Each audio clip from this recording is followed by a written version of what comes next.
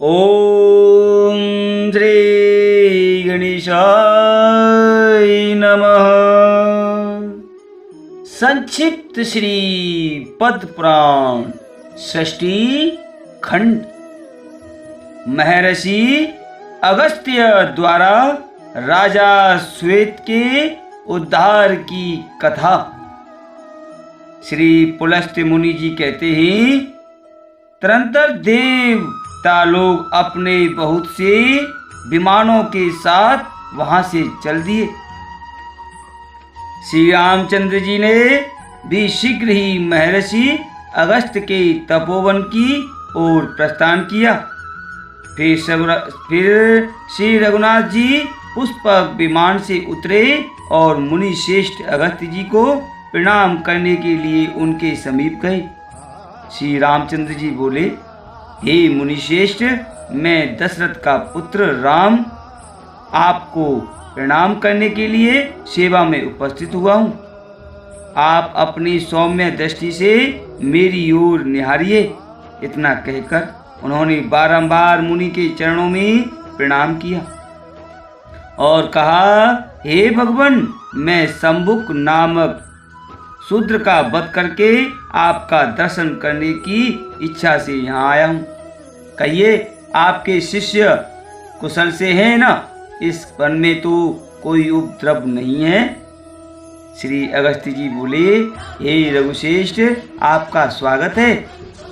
जगतवंद सनातन परमेश्वर आपके दर्शन से आज मैं इन मुनियों सहित पवित्र हो गया। आपके लिए यह अर्घ प्रस्तुत है, इसे स्वीकार करें। आप अपने अनेकों उत्तम गुणों के कारण सदा सबके सम्मान पात्र हैं। मेरे हृदय में तो आप सदा ही विराजमान रहते हैं, अतः मेरे परम पूज्य हैं। आपने अपने धर्म से ब्राह्मण के मरे हुए बालक को जला दिया। हे भगवान, आज रात को आप यहाँ मेरे पास रहिए। हे महामते, कल सवेरे आप पुष्पक विमान से अयोध्या को लौट जाइए। हे सौम्य, यह आभूषण विश्वकर्मा का बनाया हुआ है। यह दिव्य आवरण है और अपने दिव्य रूप एवं तेज से जगमगा रहा है। हे राजेंद्र, आप इसे स्वीकार करके मेरा प्रिय कीजिए, क्योंकि प्राप्त हुई वस्तु का पुनः दान कर देने से महान फल की प्राप्ति बताई गई है। श्री रामचंद्र जी ने कहा, हे भगवान, आपका दिया हुआ दान लेना मेरे लिए निंदा की बात होगी। क्षत्रिय जान बूझकर ब्राह्मण का दिया हुआ दान कैसे ले सकता है? यह बात आप मुझे बताइए। किसी आपत्ति के कारण मुझे कष्ट हो ऐसी बात भी नहीं है, फिर दान कैसे लूँ? इसे लेकर मुझे केवल दोष का भागी होना पड़ेगा, इसमें तनिक भी संदेह नहीं है। श्री अगस्त्य मुनि जी बोले, हे श्री राम, प्राचीन सतयुग में जब अधिकांश मनुष्य ब्राह्मण ही थे तथा समस्त प्रजा राजा से हीन थी, एक दिन सारी प्रजा पुराण पुरुष ब्रह्मा जी के पास राजा प्राप्त करने की इच्छा से गई और कहने लगी, हे लोकेश्वर, जैसे देवताओं के राजा देवादिदेव इंद्र हैं, उसी प्रकार हमारे कल्याण के लिए भी इस समय एक ऐसा राजा नियुक्त कीजिए जिसे पूजा और भेंट देकर सब लोग पृथ्वी का उपभोग कर सकें। तब देवताओं में श्रेष्ठ ब्रह्मा जी ने इंद्र सहित समस्त लोकपालों को बुलाकर कहा, तुम सब लोग अपने अपने तेज का अंश यहाँ एकत्रित करो। तब संपूर्ण लोकपालों ने मिलकर 4 भाग कर दिए। 4 भाग दिए। वह भाग अक्षय था, उससे अक्षय राजा की उत्पत्ति हुई। लोकपालों के उस अंश को ब्रह्मा जी ने मनुष्यों के लिए एकत्रित किया, उसी से राजा का प्रादुर्भाव हुआ। जो प्रजाओं के हित साधन में कुशल होता है, इंद्र के नाम भाग से राजा सब पर हुकूमत चलाता है। वरुण के अंश से समस्त देहधारियों का पोषण करता है।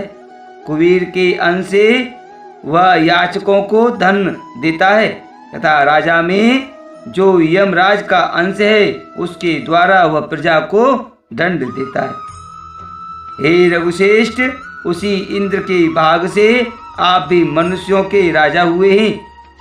इसलिए हे प्रभु, मेरा उद्धार करने के लिए यह आभूषण ग्रहण कीजिए। पुलस्त मुनि जी कहते हैं, हे राजन, तब श्री रघुनाथ जी ने महात्मा अगस्त्य के हाथ से वह दिव्य आभूषण ले लिया जो बहुत ही विचित्र था और सूर्य की तरह चमक रहा था। उसे लेकर वे निहारते रहे, फिर बारंबार विचार करने लगे। ऐसे रत्न तो मैंने विभीषण की लंका में भी नहीं देखे। इस प्रकार मन ही मन सोच विचार करने के बाद श्री रामचंद्र जी ने महर्षि अगस्त्य से उस दिव्य आभूषण की प्राप्ति का वृतांत पूछना आरंभ किया। श्री रामचंद्र जी बोले, हे ब्राह्मण, श्री रामचंद्र जी बोले, हे ब्राह्मण, यह रत्न तो बड़ा अद्भुत है। राजाओं के लिए भी यह अलभ्य है, अलभ्य ही है। आपको यह कहाँ से और कैसे मिल गया तथा किसने इस आभूषण को बनाया है? अगस्त्य जी ने कहा, हे रघुनंदन, पहले त्रेता युग में एक बहुत विशाल वन था। इसका व्यास 100 योजन का था, किंतु उसमें न कोई पशु रहता था न पक्षी। उस वन के मध्य भाग में 4 कोस लंबी एक झील थी जो हंस और कार्णव आदि पक्षियों से संकुल थी। वहाँ मैंने एक बड़े आश्चर्य की बात देखी। सरोवर के पास ही एक बहुत बड़ा आश्रम था जो बहुत पुराना होने पर भी अत्यंत पवित्र दिखाई देता था, किंतु उसमें कोई तपस्वी नहीं था और न कोई और जीव भी थे। मैंने उस आश्रम में रहकर ग्रीष्म काल की एक रात्रि व्यतीत की। सवेरे उठकर जब तालाब की ओर चला तो रास्ते में मुझे एक बहुत बड़ा मुर्दा दिख पड़ा जिसका शरीर अत्यंत हष्ट पुष्ट था। मालूम होता था किसी तरुण पुरुष की तलाश है। उसे देखकर मैं सोचने लगा, यह कौन है, इसकी मृत्यु कैसे हो गई तथा यह इस महान वन में आया कैसे था। इन सारी बातों का मुझे अवश्य पता लगाना चाहिए। मैं खड़ा खड़ा यही सोच रहा था कि इतने में आकाश से एक दिव्य एवं अद्भुत विमान उतरता दिखाई दिया। वह परम सुंदर और मन के समान वेगशाली था। एक ही क्षण में वह विमान सरोवर के निकट आ पहुंचा। मैंने देखा उस विमान से एक दिव्य मनुष्य उतरा और सरोवर में नहाकर उस मुर्दे का मांस खाने लगा। भरपेट उस मोटे ताजे मुर्दे का मांस खाकर वह फिर सरोवर में उतरा और उसकी शोभा निहार कर फिर शीघ्र ईश्वर की ओर चला गया।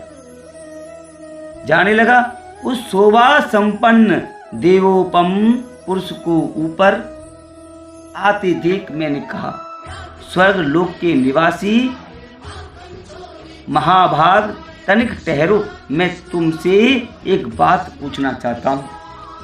तुम्हारी यह कैसी अवस्था है? तुम कौन हो?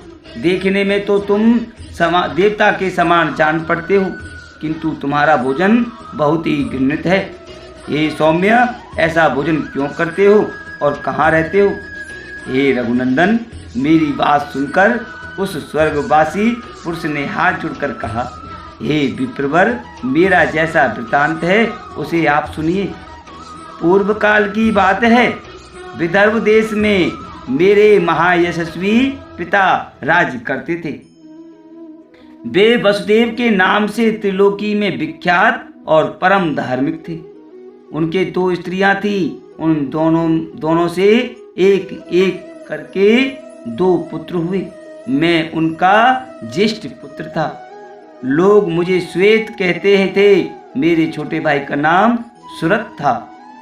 पिता की मृत्यु के बाद पूर्ववासियों ने विदर्भ देश के राज्य पर मेरा अभिषेक कर दिया। तब मैं वहाँ पूर्ण सावधानी के साथ राज्य संचालन करने लगा। इस प्रकार राज्य और प्रजा का पालन करते हुए मुझे कई हजार वर्ष बीत गए।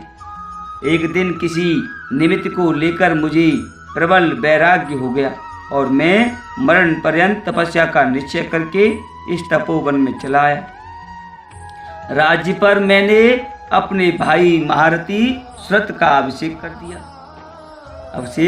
कर दिया था। फिर इस सरोवर पर आकर मैंने अत्यंत कठोर तपस्या आरंभ की। 80,000 वर्षों तक इस वन में मेरी तपस्या चालू रही।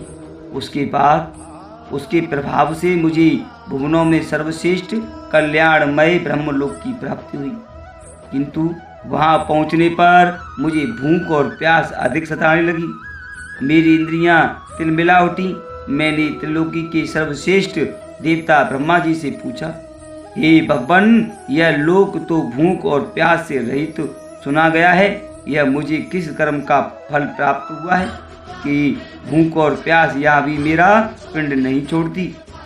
हे देव, शीघ्र बताइए, मेरा आहार क्या है? हे महामुनि, इस पर ब्रह्मा जी ने बहुत देर तक सोचने के बाद कहा, हे तात, पृथ्वी पर कुछ दान किए बिना यहाँ कोई वस्तु खाने को नहीं मिलती।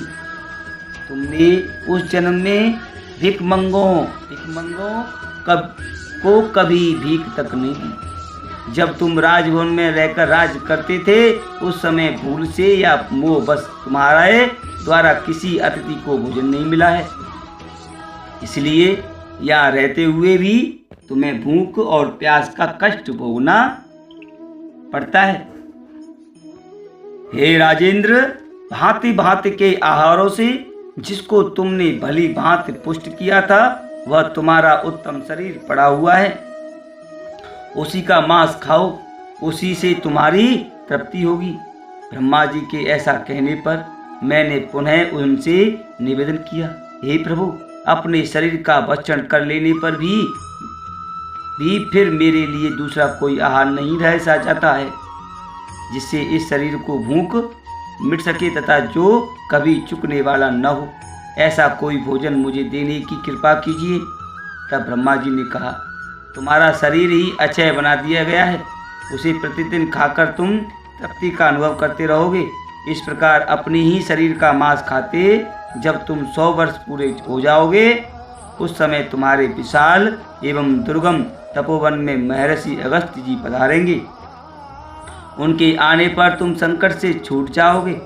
हे राजश्री, वे इंद्र सहित संपूर्ण देवताओं और असुरों का भी उद्धार करने में समर्थ हैं। फिर तुम्हारे इस घृणित आहार को छुड़ाना उनके लिए कोई बड़ी बात नहीं है।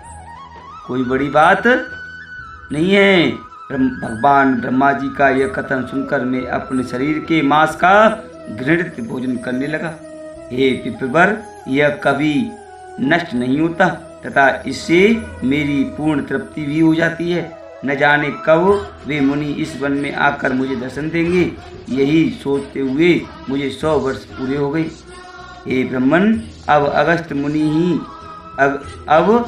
मुनि ही मेरे सहायक होंगे, यह बिल्कुल निश्चय बात है। राजा श्वेत का यह कथन सुनकर तथा उनके उस घृणित आहार पर दृष्टि डालकर मैंने कहा, अच्छा, तो तुम्हारे सौभाग्य से मैं आ गया। अब निसंदेह तुम्हारा उद्धार करूंगा। तब वे मुझे पहचान कर दंड की भांति मेरे सामने पृथ्वी पर पड़ गए। यह देख मैंने उन्हें उठा लिया और कहा, बताओ मैं तुम्हारा कौन सा उपकार करूं? राजा बोले, हे ब्राह्मण, इस घृणित आहार से तथा जिस पाप के कारण यह मुझे प्राप्त हुआ है, उससे मेरा आज उद्धार कीजिए, जिससे मुझे अक्षय लोक की प्राप्ति हो सके। हे ब्रह्मण, से अपने उद्धार के लिए मैं यह दिव्य आभूषण आपकी भेंट करता हूँ। इसे लेकर मुझ पर कृपा कीजिए। हे रघुनंदन, उस स्वर्गवासी राजा की ये दुख भरी बातें सुनकर उसके उद्धार की दृष्टि से ही वह दान मैंने स्वीकार किया।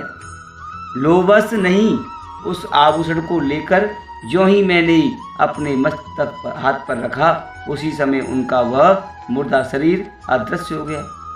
फिर मेरी आज्ञा लेकर वे राजसी बड़ी प्रसन्नता के साथ विमान द्वारा ब्रह्मलोक को चले गए।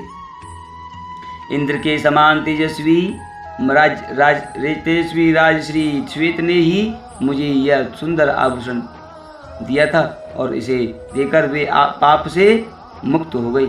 ओम नमो नारायणाय।